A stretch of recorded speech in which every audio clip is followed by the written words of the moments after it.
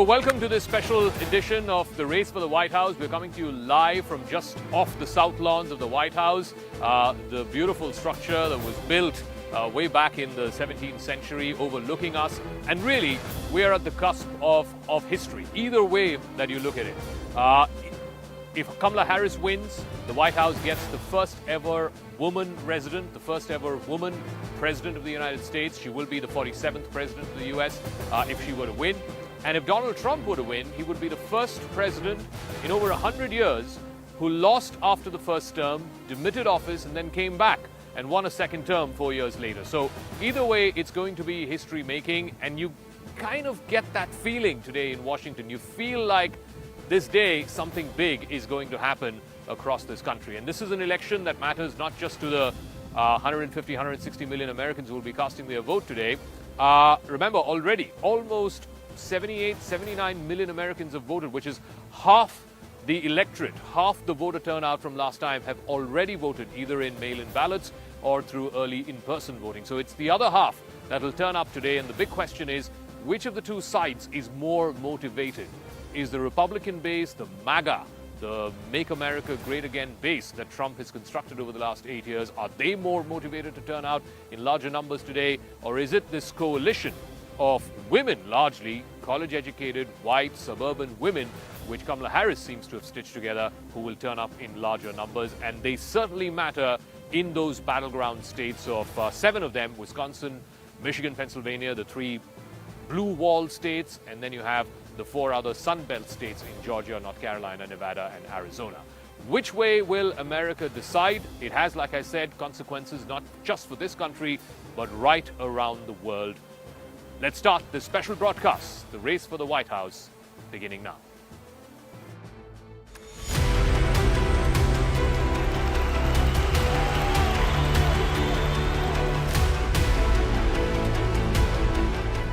The most important issues on the ballot for me are access to health care for women. A lot of criminals, they have a criminal record and they're still being allowed to come into the country. Most basic one is the economy. Trade policies. I like to promote American workers more.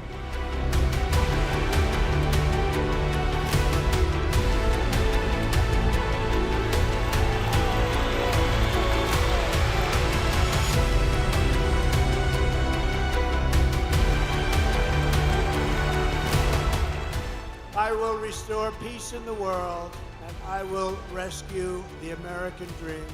My message to Americans tonight is simple. We do not have to live this way. We don't. We are not going back. We are not going back. And this could be one of the closest races in history. Every single vote matters.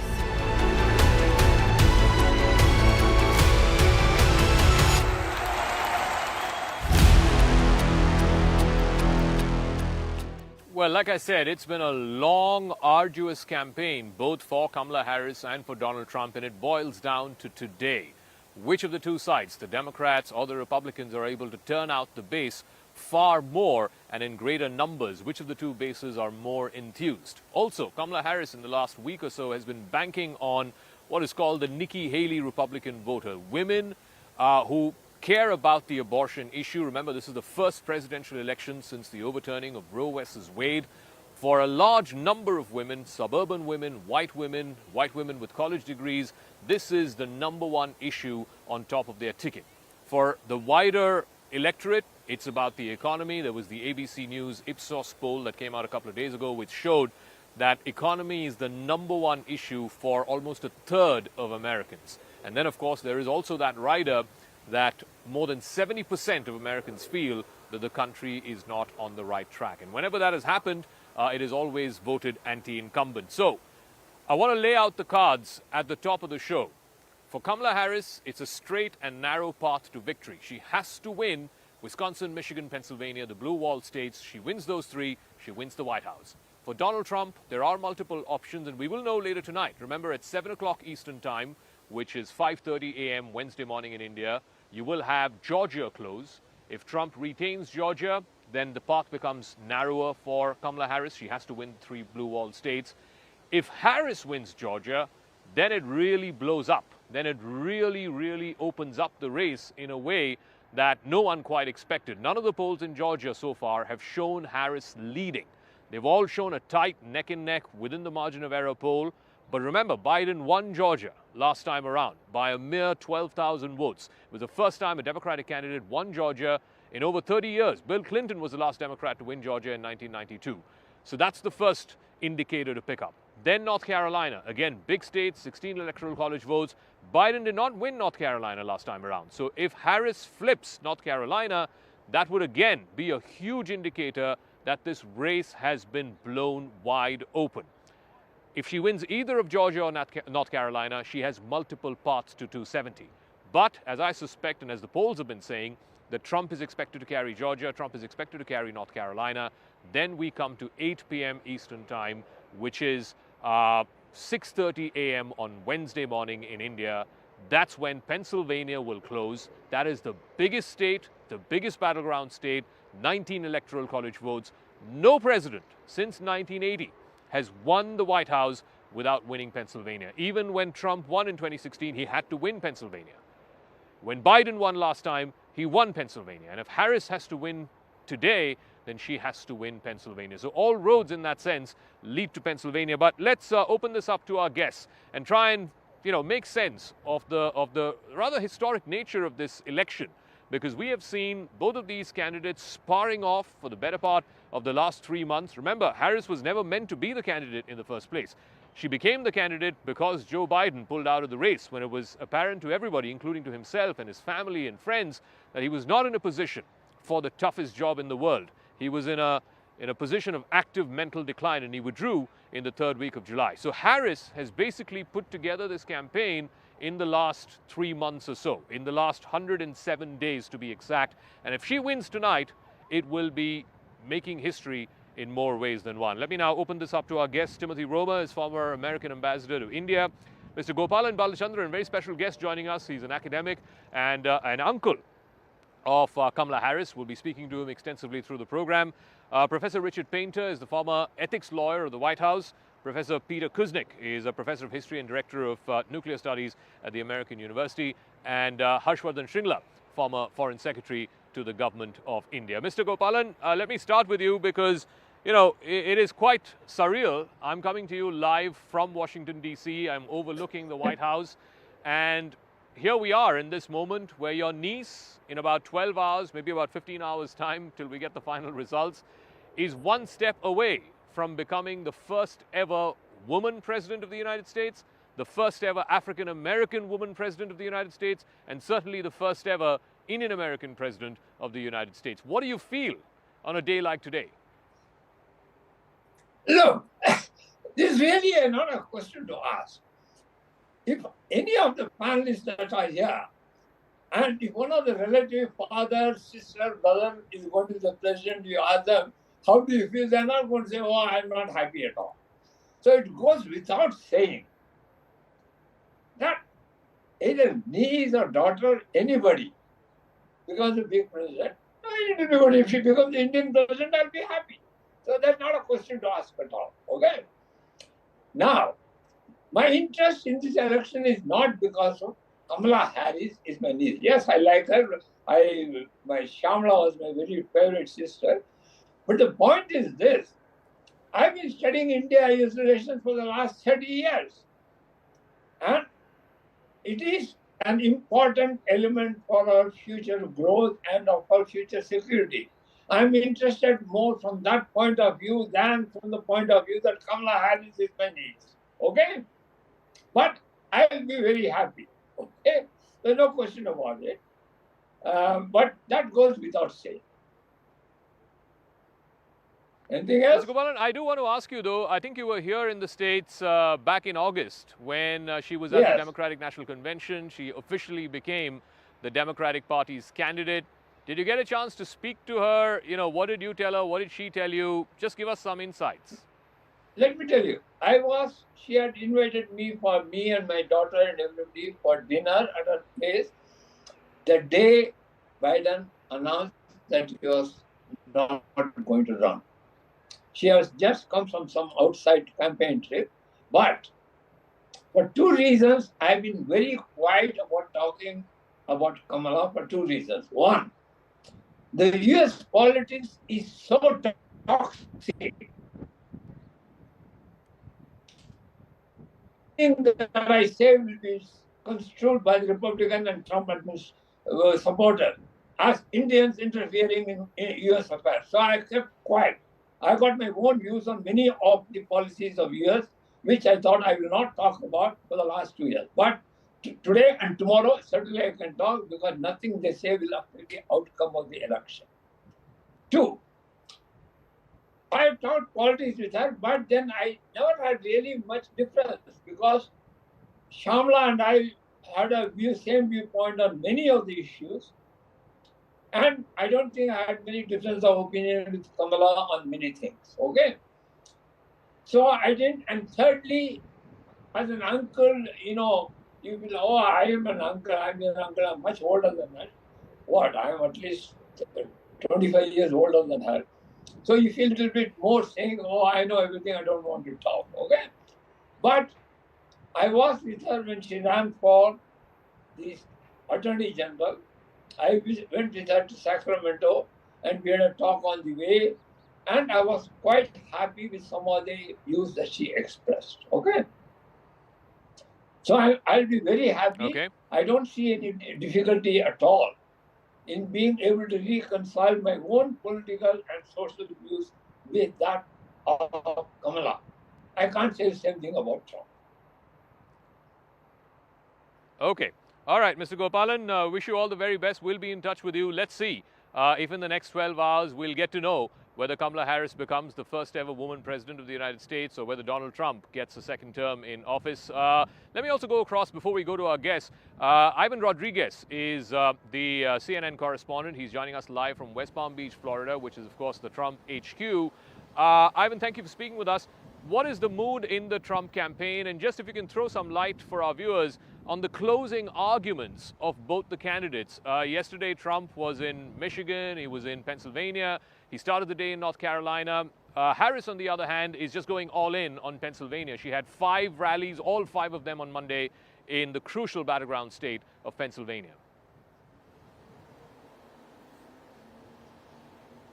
Zaka, good morning. Well, here's the mood from Trump top aides from former President Trump is that they're cautiously optimistic that he will succeed. But again, they're also pointing to the fact that it's all going to be dependent on voter turnout, whether he does succeed and return to the White House or whether we see him lose the election, whether that's tonight or a few days from now. But it's all pointing to voter turnout for them. That's a big reason why they've been hitting those key battleground states. As you mentioned, yesterday we saw Vice-President Kamala Harris in Pennsylvania actually holding 5 events. She even went door knocking in a neighborhood, spoke with voters in front of their homes as well. Former President Trump making stops in North Carolina, Pennsylvania, and ending his campaign final stop in Grand Rapids, Michigan. And Zaka, that's actually the same place that he ended his 2016 and 2020 presidential run. So showing a little bit there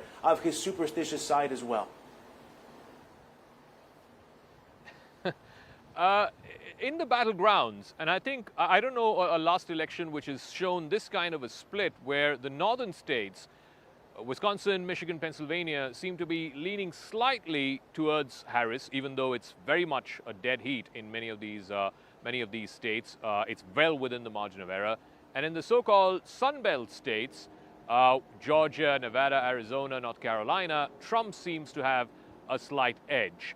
What may that mean eventually when it comes down to it, the path to 270 in these battlegrounds for both Harris and for Trump? Well, look, Zaka, there's been so much emphasis, right, on the polling, what they look like. As you mentioned, a lot of these states well within that margin of error, making it pretty much a toss-up. I think now that we're in election day, what we're hearing from a lot of people is the projections are just sort of that, right? The projections. And from there, we can't really gather anything else. It's going to be out and dependent on the voter turnout that we see here. But to go back to those battlegrounds in the blue wall states, Michigan, Wisconsin, and also Pennsylvania, a path for Harris really looks dependent on securing that blue wall, which Joe Biden was able to do back in 2020. And now if Trump is able to win at least one of those, it really opens up more of an interesting race, because now we're looking at other key battleground states along that Sun Belt. We're looking at North Carolina, which Trump narrowly won in 2020. Democrats have been eager to flip it ever since then. Then we're looking at Georgia. Joe Biden won that by more than 11,000 votes. We head over to Arizona, where Biden won that more than 10,000 votes, and also Nevada. But again, if Harris is able to get that blue wall locked down in a way, that's her clearest path from what we're being told from her campaign officials to victory. But for Trump, an emphasis on that Sun Belt, really focusing from his campaign that they don't lose any of those states. That's detrimental to his campaign as well. All right, Ivan Rodriguez, live for us from West Palm Beach, Florida, which is the place where Trump is and will be through the day today. Thank you for joining us here on this broadcast. The race for the White House is coming to you just off the south lawns of the White House. Let's open this up to our guests. Ambassador Roma is with us, Mr. Painter, and Ambassador Shringla is also there. Ambassador Roma, let me start with you. I mean, I know that it's a tougher, narrower path for Kamala Harris. She has to win all three of the so-called blue wall states, Wisconsin, Michigan, Pennsylvania. You know, as Ivan was saying a moment ago, the polls and the projections don't matter anymore. They are what they are. Ultimately, what matters is who turns out the vote more today. Why do you believe Harris and the Harris campaign have a better shot of turning out the vote more than Trump and his campaign? Well, nice to be with you, and it's an exciting day here in America. I have not cast my vote yet. I will go in the next couple hours here in the state of Virginia to cast my ballot. So very exciting times, yard signs everywhere. People know their vote really counts and will be counted. And there are not enough terms in the language today: jump ball, coin toss, razor thin. We're seeing, you know, these terms used not only for the presidential race between Mr. Trump and Vice President Harris, but also in the Senate for control of the Senate, which could come down to just a few, 1 or 2 seats. In the House of Representatives, some predictions are saying the Democrats might win the 435-seat House by 1 single race. So every vote counts. We hope in America we're going to have a peaceful transfer of power, condemnation of violence from any side, and acceptance of the results of the election. Now, to your question, why do I think Harris has some momentum right now? I was just up in Pittsburgh for 3 or 4 days campaigning for the Harris election, and I found, one, that her get out the vote effort is exceptionally strong. It may not be as strong as we had in 2008 for Barack Obama, but it's a lot better than 2016. Mm-hmm.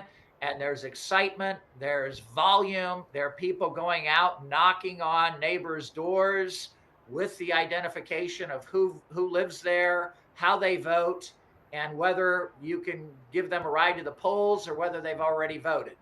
So that's one thing. Get out the vote, the army of volunteers. I think that's a slight advantage to Harris right now. Second, I think Harris has raised more money, has more advertising on, has more social media ads going forward. And I think that is a substantial advantage for her, several $100 million in campaign spending, which can also bleed back into get out the vote efforts. And I also think that she's come across in the last 5 or 6 days more as the change agent. Americans want change in this election. Initially, 74% of them did not want Trump. They did not want Biden. They wanted a new candidate. They have one now in the last 90 days in Kamala Harris, and she's beginning to really hit the message hard about why she's the change agent for a better economy, why to save democracy, and how to protect your freedoms, whether it's reproductive rights or whether it's freedom of democracy and voting. It's interesting you say that because the attempt by the Trump campaign has been to completely link her and Biden by the hip, saying that the economic mess, or at least people find themselves not economically well off today than they were 4 years ago, they want to pin it both on Harris and on Biden. Of course, the Harris campaign making the attempt that she would have done things differently, at least economically speaking, particularly when it comes to the prices of groceries, etc. But I want to focus on one critical factor with Ambassador Shringla. We've talked about who's better for India. Is it Trump or is it Harris, so on and so forth. Without getting into that, one interesting thing that when I spoke to some of the Indian American folks here, people who've always voted Democrat and who will continue to vote Democrat, is that they say that they're not feeling like, we're on the cusp of voting in the first ever Indian American as President of the United States. Now, obviously, there is a political reason for it. Harris, I'm not saying knowingly, but certainly her campaign wants to press the case that press the case of her African American heritage, and that's understandable. I mean, the African American vote is about 13-14% across the country. So that's purely from a demographic point of view understandable. The Indian American vote is probably 1%. But it's the feel. It's the feeling that we're just not feeling like we have the first ever Indian American to occupy the White House. That's not coming through, even though a large majority of the Indian American community will vote Democrat, as they always have. Ambassador Shringla. So, I mean, I think you're absolutely right in saying that Kamala Harris has underplayed her Indian roots, and I would put it purely on political considerations. I mean, after all, if she doesn't project herself as African American, she may not gain that African American vote, and that's what matters in politics in the United States. So, so it's understandable from a certain perspective, but you have to see that in 2020, when she was a candidate for the presidential elections, there was a lot of euphoria, especially in Tamil Nadu, in the area that her family comes from, etc. So this time there's less enthusiasm. And one of the reasons for that could be the same, downplaying of the Indian roots, the fact that, she hasn't visited India in the last 4 years as Vice President, and also not spoken about India. If you see her entire campaign, India hasn't figured in her commentary, whereas Trump has spoken about India on a number of occasions. All of which doesn't really amount to any, any factor as far as India is concerned, because there is no doubt that she would continue to have a strong policy that would support India-US relationship and a momentum that has been created by her predecessors. But I'm just talking, we're just talking about the mood among the Indian American community, but also back in India in terms of the response generated by the fact that you have an Indian American candidate for US presidency. On the other hand, of course, even on the Trump campaign, you've got J.D. Vance's wife, who's Usha Chilikuri Vance, who's also of Indian origin. Correct. So there is a factor, an Indian factor is there in the presidential elections, whether we like it or not. There is a strong Indian element. There is some interest from that point of view. So the entire race is not without its huge interest factor, but the ethnic factor has become much less simply because of the fact that Kamala Harris has not really focused on the Indian aspect of her roots as opposed to the African American element. So let me also get Professor Painter in on this. One of the things that we're seeing in the early vote, 78, 79 million Americans have already voted. And in some key battleground states, we're seeing this in Michigan, we're seeing this in Wisconsin. We also saw this in Iowa, which is not a battleground state, but the Seltzer poll, which came out over the weekend, seeming to suggest that women are turning up almost 10% more than men, and they are breaking for Harris. And this is obviously on the back of the Dobbs Supreme Court verdict, the overthrow of Roe versus Wade. Do you think if Harris were to win tonight, and hopefully we will know later tonight, but if Harris were to win tonight, this is the one issue that she would have won on? Well, every voter is going to have different issues that are their priority, and certainly the right to choose with respect to pregnancies is an important issue for women and men. There's a strong feeling in this country that the government shouldn't be regulating people's personal lives. But there are other issues as well. And I think that one of the difficulties that Donald Trump is going to experience here is that he has condoned violence, and he has excused what happened on January 6th of 2021. And regardless of who wins this election, we are going to have a peaceful transfer of power in the United States. We are not going to tolerate violence. There is no excuse for violence from the extreme right or the extreme left. And Donald Trump has not made that point clear. He has not condemned the insurrectionists of January 6th. Indeed, he's been criminally charged in connection with that insurrection. And yes, we do have extremists who are violent on the far left. We have them trying to take over our universities and intimidate our Jewish students. We have those problems, but those elements have not infiltrated the Democratic Party anywhere near to the extent that the extremist elements have infiltrated the Republican Party. It's critically important to repudiate extremism and violence.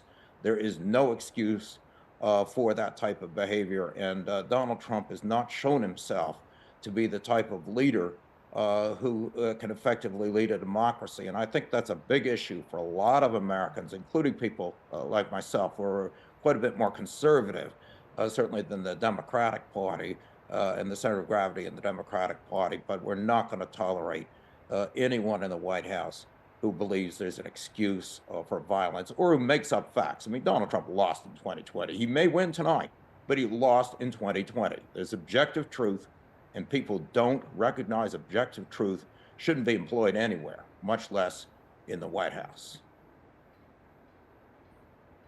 I do want to press on that point before I go to Professor Kuznick right after this. How much of a worry is that he will not concede? He's not conceded for 2020, and if tonight he loses, and it's likely to be a much closer election tonight than it was 4 years ago, that he will not concede. Already he's sort of ginning up his base to say that they're going to steal the election, they're going to fraudulently take away this election, and so on and so forth. Or is America better prepared than it was on January 6, 2021? Well, there will be a winner or a loser. We may not know tonight. It may take a few days. It may be like Bush versus Gore, which took a few weeks for the Supreme Court of the United States finally to rule. But there will be a winner and a loser, and the winner will become the next president of the United States. And people can protest all they want. If people get violent, they're going to get put in jail. The governors are standing by, ready to deal with it. There's a false rumor floating around that the Biden administration is thinking of using the military in connection with this election in the aftermath. That's absolutely a lie, completely unnecessary. The vast, vast majority of the American people will not tolerate violence in response to this election. So if Donald Trump concedes or doesn't concede, isn't going to make a lot of difference. And we're going to have a new president on January 20th, either Donald Trump or Kamala Harris. I'd like to just jump in on that question too. Professor Kuznick, I think America is much better prepared in 2024 than we were in 2020 for false claim by anybody, whether it's Donald Trump or somebody else, whether it's the Russians, whether it's the Chinese trying to hack into our election systems and sow doubt between our people and divide our people. America is much better prepared. I'm part of a bipartisan, nonpartisan, cross-partisan effort of Democrats and Republicans working together, people that have served in the Senate, the House, and ambassador and governor positions from both parties who have been saying for the last 6 months, we are going to be patient in counting the votes. We are going to condemn all violence from either side. We are going to support a peaceful transfer of power, and both sides should accept a free and fair election result. We already have, the examples of prominent Republicans like Governor Kemp in Georgia, who spoke out as a Republican saying there was no fraud in the 2020 election. So people are prepared, and I think hopefully this election will go smoothly. So let me get Professor Kuznick in. The contrast in both the candidates and their closing messages Kamala Harris seems to have gone back to her original theme, which is of joy and hope and optimism. This whole joyful warrior thing, we saw evidence of that in the last few days and last few of her rallies. In fact, I don't think she even mentioned Donald Trump by name, even though it was very obvious the choice as she laid it out before the American people. Trump, on the other hand, has been a bit negative. After all, I mean, he is running against the incumbent, and he's painted this picture of everything going bad and everything going to the dogs in America, and he's the guy to fix it. The question is, which of these two messages is resonant? And in that, I also want to ask, you know, Trump doesn't seem to be making an attempt to reach out to those independents or people who've not made up their mind. He's more interested in charging up his base and ensuring that his base turns up today on election day more than reaching out to independents who may break away from voting for the Democratic candidate and instead vote for the Republican. Why is that? This is going to be a turnout election.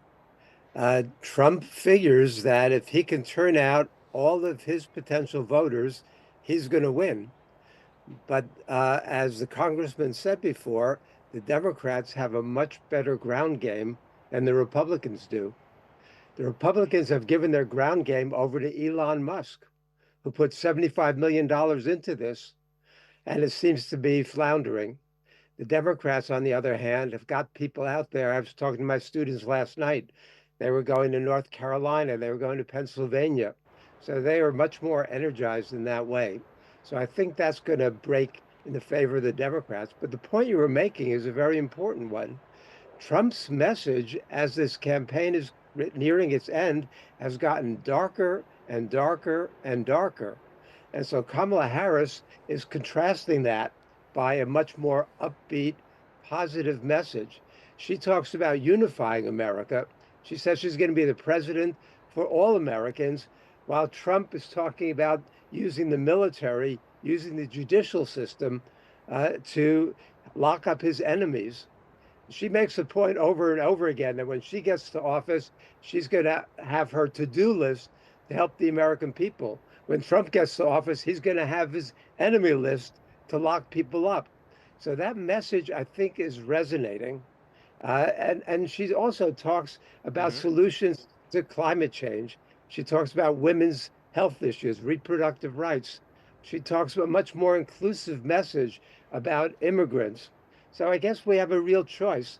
Some of Trump's former top supporters and generals, Mark Milley, the chairman of the Joint Chiefs of Staff, Kelly, who was Trump's personal chief of staff. Milley, for example, says, now I realize he's a total fascist. He's the most dangerous person to this country.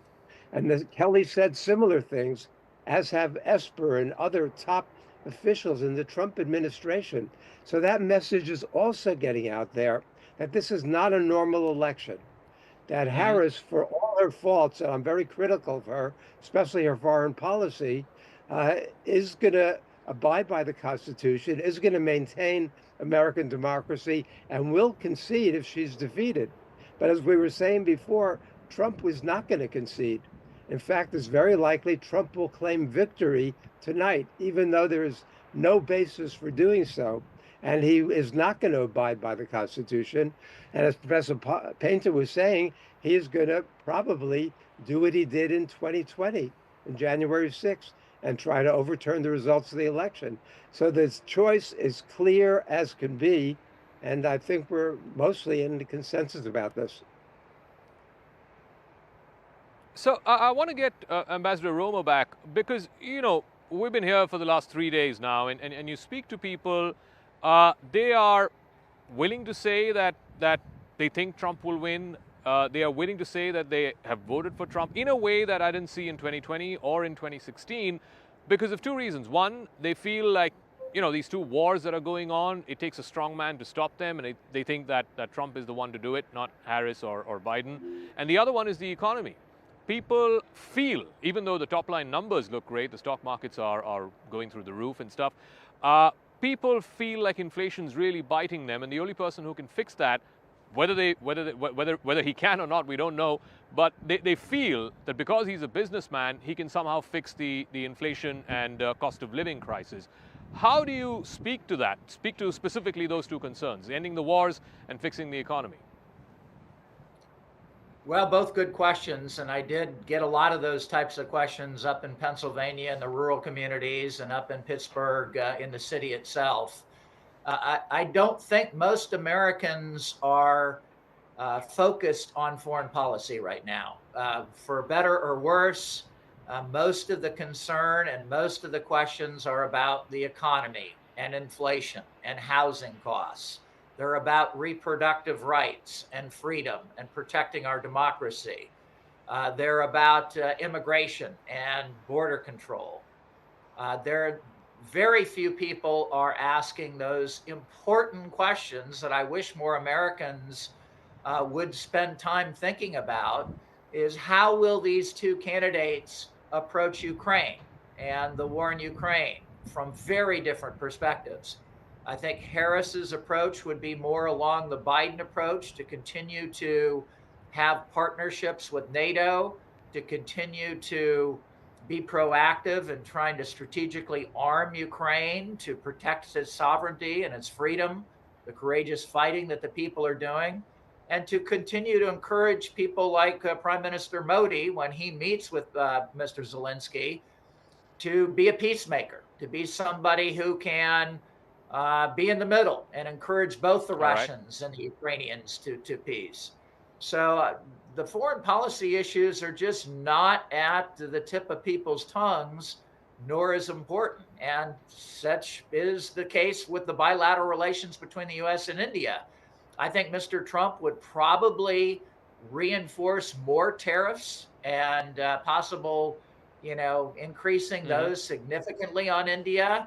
He tends to look at a country with the basic trade deficit rather than the strategic relations and the importance that India brings in balancing China, in our economic growth and our democratic principles and shared values. So I think Vice President Harris is probably going to be a better friend in the U.S.-India relationship than Mr. Trump would. We do have bipartisan support for the U.S.-India relationship in Congress. Both Democrats and Republicans support that strong relationship. All right, we'll see how this plays out. I want to thank all our guests, and I'm sure they'll be with us through the night and through the next few days.